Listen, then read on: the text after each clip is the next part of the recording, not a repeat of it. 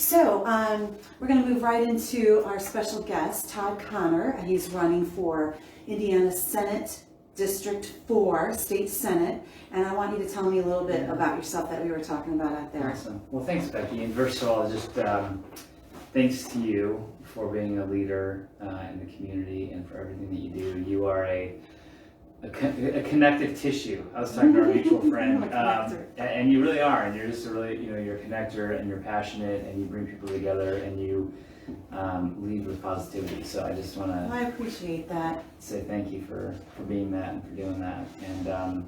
And yeah, I'm running for state senate. We have an opportunity. Senator Italian is retired after 16 years of faithful service to this district, and I've been doing a lot of work, which we can kind of get into, around democracy and some work in Indiana, building a progressive donor network to really turn the tide. Indiana just doesn't feel balanced right now in its power structure, and I think that there's so many good things happening in our region, and we have an opportunity that is exciting to me, and we can talk more about what that is.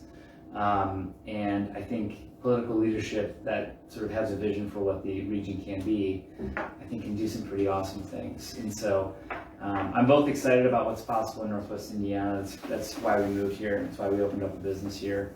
And then I'm also a little bit, I don't know, distraught or sometimes confused or scared even about some of the things that you see out of Indianapolis. So it's that picture that we're looking at that has me feel compelled to step forward and to offer myself in this moment to run for office and to lead. Well, I think what's really important about you is like your background and how that figures into this. So tell us a little bit more about your growing up and all of the experiences that you bring to this office. Yeah. So I'm from Chicago. I grew up in the northern suburbs. Went to Northwestern University. Joined the Navy program as a freshman, ROTC program, both as a way to pay for school, but also as a way to really serve and give back. I mean, I didn't come from a military family. I didn't really have a lot of context for what that is, but I've always just had a sense that this country is a special place, and that service matters. And so I think as a college student, we're talking to Hamza, who's getting ready to head off to IU next year, right, buddy? Yeah. The Ed McMahon of our show. See, he's probably too young to even know what that means, Becky. I am indeed. Did you ever watch Johnny Carson? Oh yeah. Okay, well, that was the sidekick. Yeah, he's the sidekick. Or you're like a Paul Schaefer, maybe. I don't know. But there you go. But I was Hamza's age and going to school, and I think I would have done something. I might have been Teach for America. I might have done Peace Corps. I might have done something. But I knew that I needed to sort of give back in some way. I felt like have been just blessed to be in this country and to be, just who I am. And so, but the Navy was there, and I met a guy who was in uniform, and I said, "Why are you wearing this uniform on the college campus?" Yeah, because what were you studying? What were you studying when you met him? I was studying American Studies. I was studying American Studies, and I had been at a congressional page for a year in high school, working for. So you kind of got some kind of like vibe, and then you meet this gentleman, and he's like, "Why don't you do some service?" Yeah. And so tell us about that. You went to. I went to the ROTC unit on base, and I talked to a lieutenant who said, I said, "What's the deal with this whole thing?" And I was a freshman, and he said, "Well, if you join the Navy, ROTC, we'll give you a full ride scholarship, and then when you're done, you'll serve for 4 years on active duty." And this was like 1997. I thought that's a pretty good deal, actually. Yes, and I came home at Thanksgiving. I got a haircut. Got short hair. And I went home. Are like, what's going on? Yeah, my mom's like, "Why'd you get a haircut?" These are the things I'm talking to you about. Like, my kids are away, and I'm like, I'm still watching. I'm like, yeah, exactly. So, yeah, of course there was like no social media. So like when you go away to college, it's like and even though Northwestern is 20 minutes from where my parents live, it's a world away. Yes, it is. You don't know.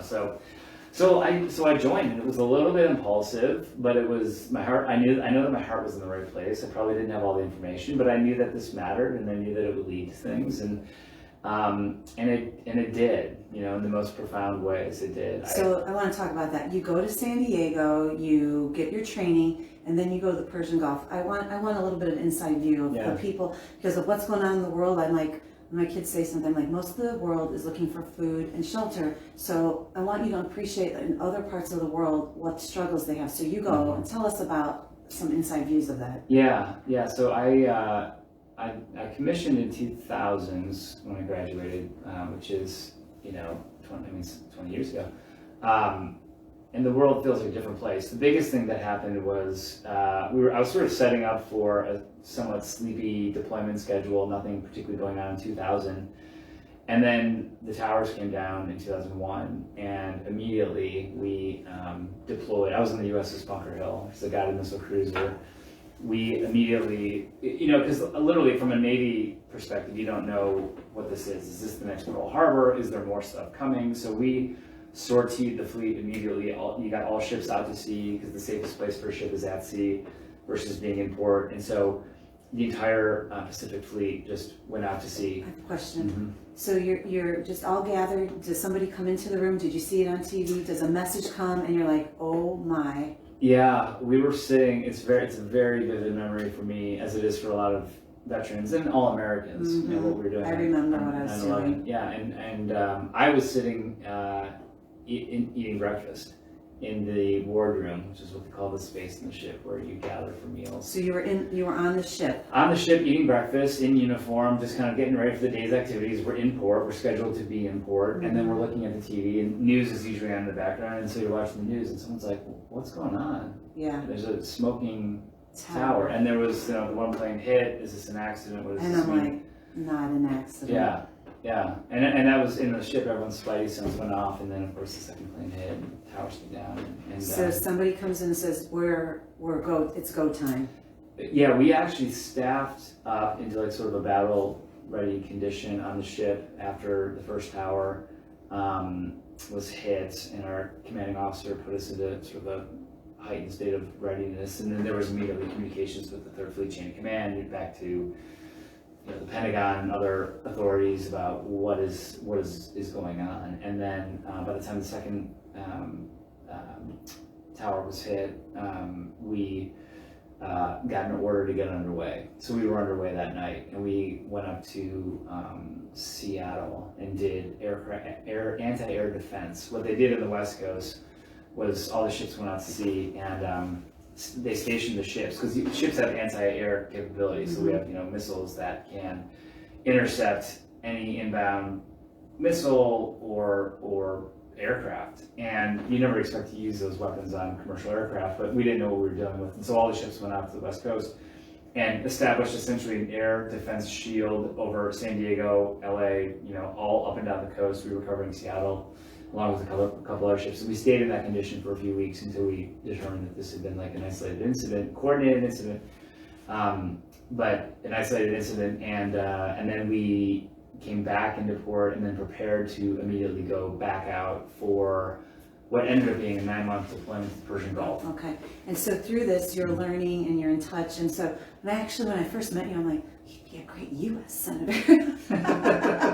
Because listen to this, so you're learning a lot of these skills, and then you're in the service, you come back, and you move back into the States, and then you move over to Northwest Indiana, probably pretty close to where I live, up in Porter County. Yeah. And then you tell me a little bit more. You have a couple organizations, and then you have a business and a family. So let's talk about that a little bit more. Yeah, thanks. Yeah, we, after getting out of the Navy, went to business school, and then really for that's important too. You went to business school? I went to business school, at the University of Chicago, moved back to Chicago. Important stuff, businessman, okay. Yeah, and I think for me, the through line in my life has always been sort of some intersection of like entrepreneurship and small business with public service. Okay. And those are the two things I've always cared about. And sometimes government moves too slow for me, or it's not visionary enough. And so being all within the government feels too often for me stifling or not fast enough, but being disconnected from the public sector also is not satisfying, because that's where the work is. That's where so much of the work is. And so you have a couple of organizations. Tell us that. Yeah, I started an organization in 2014 called Bunker Labs, and it's an entrepreneurship organization that helps military veterans start businesses. We've got about 38 employees. We have chapters in 42 different cities around the country, including Indianapolis, including Chicago. So you've traveled, that's where you were, out of town a little bit. That's where I've been on the road, yeah. Okay. Yeah, a lot of travel on the road, like launching those chapters, sitting down with elected officials, really helping cities develop economic development strategies. I mean, I have seen a ton nationally around what cities and regions do to create an economic development strategy for themselves and opportunities. Clarence Halst in Michigan City, who I think is like fabulous. Everybody, someone's calling. That's probably our next guest. Yeah. Maybe we should message him to call your phone, Hamza. Now, who did you just mention? Because I think Michigan City is ripe for like really great development. You know what? Clarence Halst, who leads the Economic Development Corporation in Michigan City. That's the comment I have about our region. There's just a lot that's possible. And it doesn't, in my view, come together to the extent that it should. It could, and that's, you know, that's somewhat of a critique on, I think, some of the state policies. You know, the fact that we still have a low minimum wage, the fact that we aren't turn a blind eye to pollution. You know, these things hurt because if you can't attract, there's two ways to think about economic development. The first is create business conditions with no barriers to entry. So, you know, that looks like being against organized labor. It looks like keeping the minimum wage $7, which no one can live on. It looks like turning, you know, sort of being loose as it relates to pollution policies. And the theory of all that is if you build an attractive financial environment for businesses, that will sort of trickle down and help people. And the reality is in the state, we have huge brain drain. We have a reputation for maybe going backwards. And you know, people like Hamza, they graduate from IU and then they leave. And so from an economic development lens, my argument is if you actually want to build the future, you have to create conditions that attract young talent, engineers, women, you know, and clean energy, and build an industry and attract industry that's going to build the future. Be good to organized labor because organized labor builds the middle class. So build conditions that are good for people. And we have so many good things happening. I mean, these, like we were talking about Chesterton downtown today, it's lovely. We moved here for those reasons. And if you create an environment that centers people, the businesses will come. Because they'll go, that's where our employees want to live. That's where the future is. That's where clean energy is being sort of innovated on and brought to life. And so I just think we haven't sort of told the right story about what Indiana can be. And and I don't want to be partisan with this, but I think the Republican playbook is a little bit exhausted. And there's you know, Brookings Institute came out with a really interesting thought leadership piece, a 30-year retrospective on, like, you know, Indiana was kind of the showpiece for Republican economic development strategies, and like 30 years later we're looking at it and saying actually a lot of conditions are going back. We're 49th in mental health, we're 45th in physical health, there's brain drain, we're not seeing new businesses attract, you know, locate here to the extent that they could. So so it's not to be judgmental, but it is to say, like, we've got to actually think differently about what our potential is, but there's a lot that we could do. Well, I think sometimes we say these things, but are we going to do them? But if we work together, we can all live symbiotically. Absolutely. And so you can have development and population. Some folks probably don't want that, but you can have it in a very controlled manner and still capitalize on some of the tourism, but still keep that street safe. There are ways to have solutions to have win-win-win. I love Stephen Covey, so yeah, I say that all the time. But you've got a lot of good information. Well, and I think you know, because I work with all kinds of folks all the time, nationally as well as here. And you just got to agree on, like, we all want safe communities. We all want a higher standard of living. We all want good schools. We all want great companies to locate here. We all want... so we're pretty much more similar than different. Yeah, right. So maybe we should just focus on what we all want instead of bickering about maybe a couple things that are very